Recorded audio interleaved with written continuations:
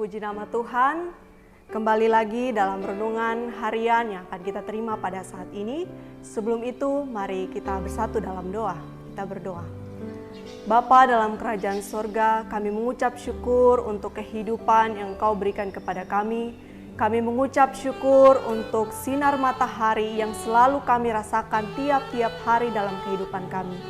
Itu adalah tanda, bukti, penyertaan Tuhan, cinta kasih Tuhan dalam kehidupan kami. Bapa dalam kerajaan sorga, kami akan membaca dan merenungkan firman Tuhan.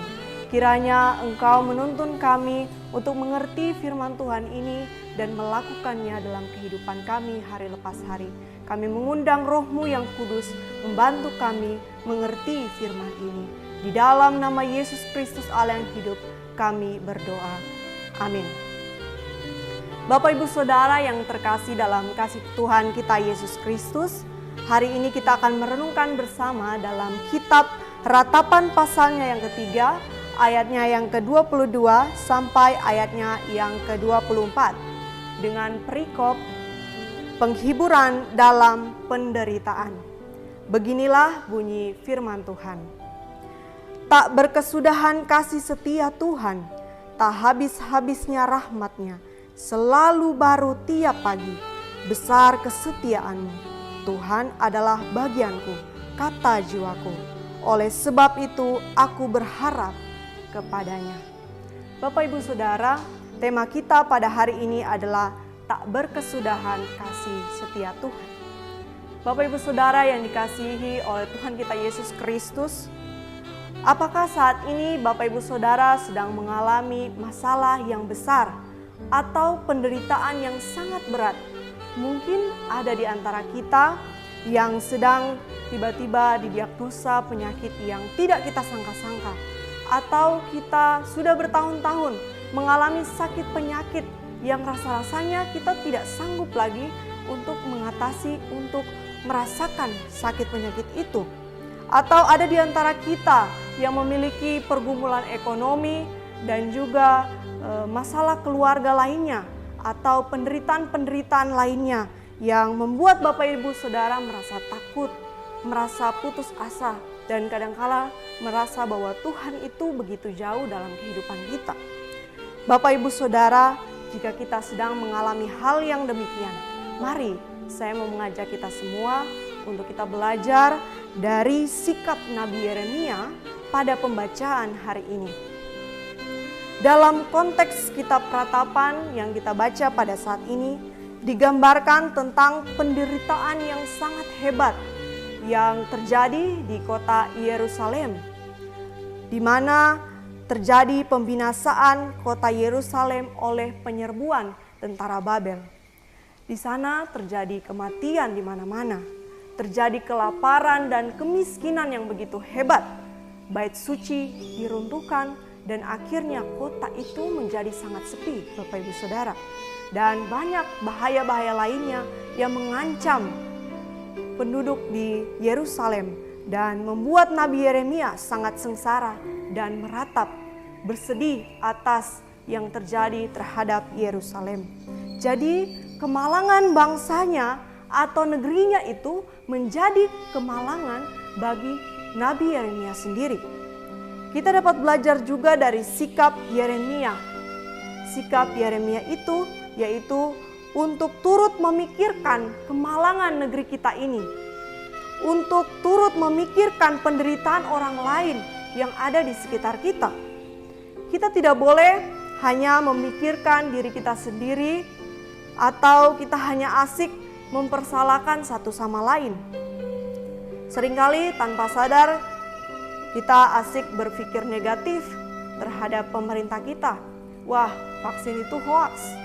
Atau kita asik menghakimi orang-orang yang sedang sakit. Misalnya sakit corona. Kita kadang bilang, wah itu gara-gara dia suka jalan-jalan jadi seluruh keluarga kena semua. Atau kita bilang karena dia tidak taat. Atau karena dia kurang berserah kepada Tuhan dan lain-lain. Jadi tidak seperti itu Bapak Ibu Saudara. Orang sakit bukan untuk kita hakimi, melainkan kita bantu dan kita doakan.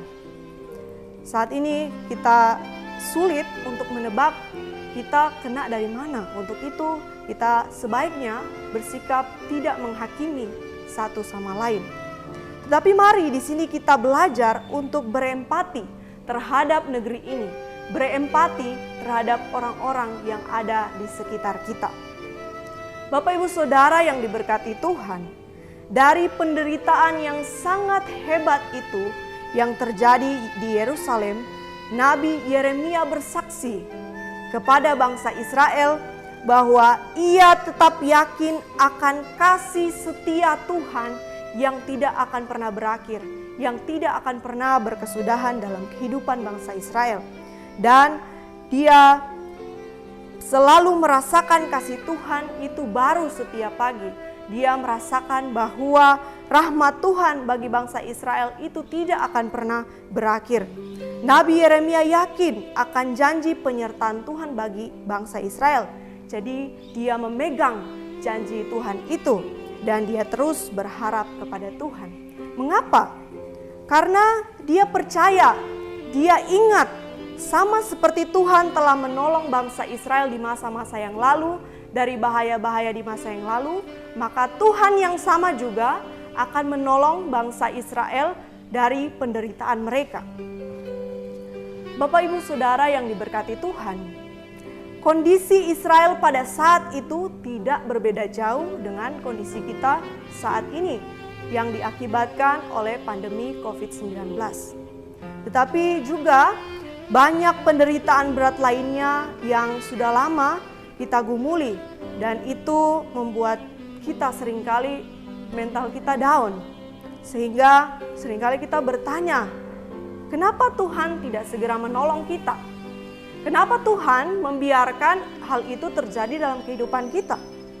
Nampaknya yang kita doakan dan kita harapkan itu tidak sesuai dengan apa yang terjadi dalam kehidupan kita.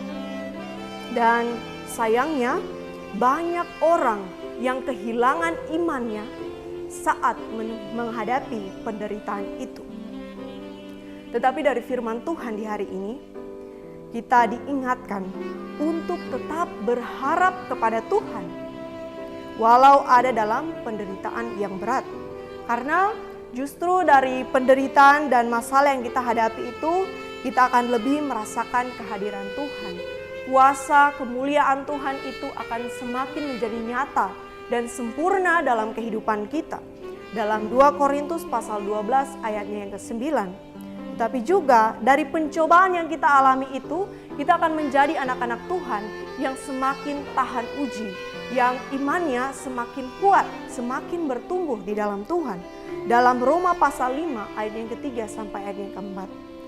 Percayalah Bapak Ibu Saudara, dalam setiap penderitaan dan masalah, entah Tuhan menjawab itu seperti apa, itu adalah kedaulatan Tuhan. Tetapi dalam setiap penderitaan dan masalah yang ada, pasti ada makna yang bisa kita temukan. Dan kuncinya adalah mari kita tetap mengingat pertolongan Tuhan, mengingat kebaikan-kebaikan Tuhan yang Tuhan sudah buat bagi kita di masa yang lalu. Sehingga kita memiliki motivasi untuk terus berharap kepada Tuhan, untuk selalu bersyukur kepada Tuhan. Karena Allah kita adalah Allah yang sangat setia.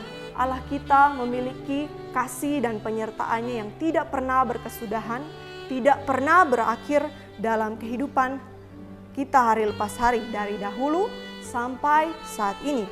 Tetapi sekarang pertanyaannya bagi kita adalah, apakah kita mau belajar untuk yakin saja, yakin bahwa Tuhan saat ini sedang menyertai Bapak Ibu Saudara,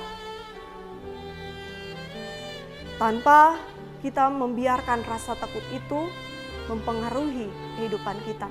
Apakah kita mau belajar yakin bahwa saat ini Tuhan sedang menyertai kita? Saya mau belajar melakukannya. Bagaimana dengan Bapak Ibu Saudara? Tuhan memberkati kita dengan firman-Nya hari ini. Amin. Mari kita bersatu dalam doa, kita berdoa. Bapa dalam kerajaan sorga, Kami mengucap syukur untuk firman yang kami boleh dengar pada saat ini. Bapa dalam kerajaan sorga, kami tidak dapat menyelami pekerjaan-pekerjaan Tuhan dalam kehidupan kami. Oleh sebab itu, kami terkadang merasakan apa yang namanya kebahagiaan, tetapi juga kami merasakan apa yang namanya penderitaan. Tetapi hari ini kami mau belajar untuk yakin saja bahwa Tuhan sedang menyertai kami setiap hari dalam situasi kehidupan kami. Bahwa cinta kasih Tuhan, penyertaan Tuhan itu tidak pernah berkesudahan dalam kehidupan kami. Ajarlah kami untuk melakukan firman ini dan percaya dan kuatkanlah iman kami ya Tuhan. Kami akan melakukan aktivitas kami pada hari ini, kiranya Engkau memberkati kami dan menuntun kami dalam kehidupan kami selanjutnya. Inilah doa dan permohonan kami, ampunilah segala dosa yang telah kami berbuat melawan kehendak Tuhan. Di dalam nama Tuhan kami Yesus Kristus, kami berdoa. Haleluya. Amin. Demikianlah renungan harian kita pada saat ini. Kiranya Tuhan Yesus memberkati kita. Sampai ketemu lagi dalam program-program renungan harian selanjutnya.